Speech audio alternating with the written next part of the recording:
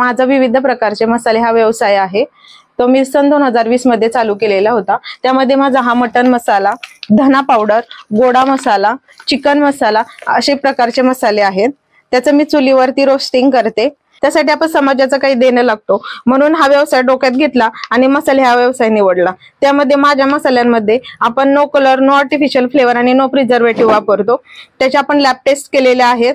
कोल्हापुरी आणि घरगुती मसाला जो गावाकडे वर्षभरासाठी केलेला जातो, त्याची मला जास्त प्रमाणात मागणी येऊ लागली की ताई तुमचे सगळे मसाले हा चांगल्या प्रकारचे असतात, चवीचे असतात, तर तुम्ही हा पण मसाला करून द्या। तर मग मी त्याच्याकडे भर दिली आणि त्याचा घरगुती मसाला हा निवडला। त्याच्याकडे 8 महिला आहेत आणि त्याची विक्री आता माझ्या उमेद अभियानाने भरपूर एक्झिबिशन्स वगैरे ही करून दिले। त्यावेळेस मी मुंबईला, नागपूरला अशा ठिकाणी एक्झिबिशन केले, तिकडूनचे मला भरपूर कस्टमर अटॅच झालेले आहेत आणि इथले सगळे हॉटेल्स आणि रिसेलर आहेत। त्याचे मसाले मी जे आपलं धने आहे ते इंदोरकडून मागवते, हळद ही सांगलीवरून येते, मिरची आपली हुबळीवरून येते आणि बाकीचे जे खडे मसाले आहेत ते आपण केरळवरून सप्लाय करतो। त्यामुळे स्वतःची मी घरूनच व्यवसाय करायचा निवडला। पण व्यवसाय करायचा तर कोणता करायचा, तर मग विचार म्हणजे तेव्हा जास्त प्रकारे जीवितहानी होत होती कोरोनामध्ये।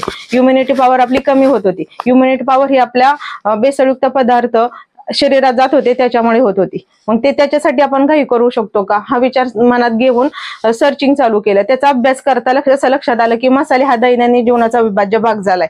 मग आपण मसालेच बनवू शकतो का।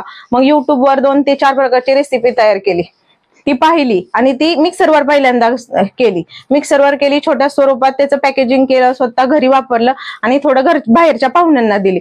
ते म्हटले की त्याची टेस्ट तर छान आहे, तू अजून जास्त मोठ्या प्रमाणात कर।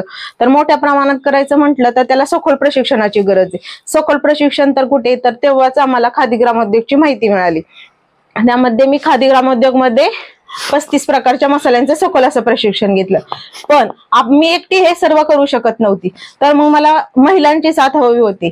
मग म्हटलं की आपण उमेद अभियानाला, तेव्हा मला उमेद अभियानाची साथ मिळाली। उमेद अभियानामध्ये अंतर्गत आम्ही एक स्वयंसहाय्यता समूह गट तयार केला आणि त्याच्यामध्ये आम्ही 10 महिला एकत्र आलो।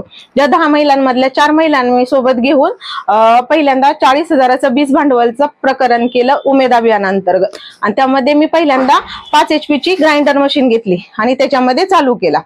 तर तो चालू केल्यानंतर ना मला एक्झिबिशन मिळत गेले। एक्झिबिशन मध्ये मला मसाले त्यांना आवडू लागले, कस्टमर वाढू लागले। पण कस्टमर जर वाढायचं असेल तर फायनान्शियल प्रॉब्लेम आला, बाकीचे सर्व गोष्टी आल्या। मग तो करण्यासाठी मग मी परत PMEGPचं लोन अप्रूव्हल केलं। तर PMEGPचं मी लोन केल्यानंतर ना मला 25 लाखांचं PMEGPचं लोन अप्रूव्ह झालं।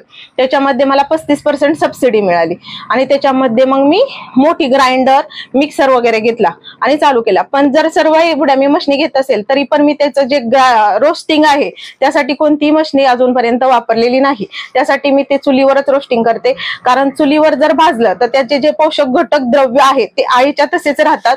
त्यासाठी मी नेहमी चुलीवरच भाजते। मी अजूनपर्यंत गॅसचा यूज केलेला नाहीये। त्याच्यासाठी मशीनी बाजारात उपलब्ध आहेत, पण जे आपल्याला लोकांना द्यायचंय ते जर चांगलं दिलं तरच आपण हे करू शकतो। हा डोक्यात संकल्पना माझी पहिल्यापासून आहे आणि ती मी शेवटपर्यंत नेणार आहे। अदित नाव आहे ते सूर्याचं नाव आहे, ते कायमस्वरूपी म्हणजे असं ही राहणार तेजस्वी। तसा माझा व्यवसाय हा कायमस्वरूपी तेजस्वीच राहिला पाहिजे, ही संकल्पना मनात घेऊनच मी अदित मसाले हा नाव निवडलंय त्याला।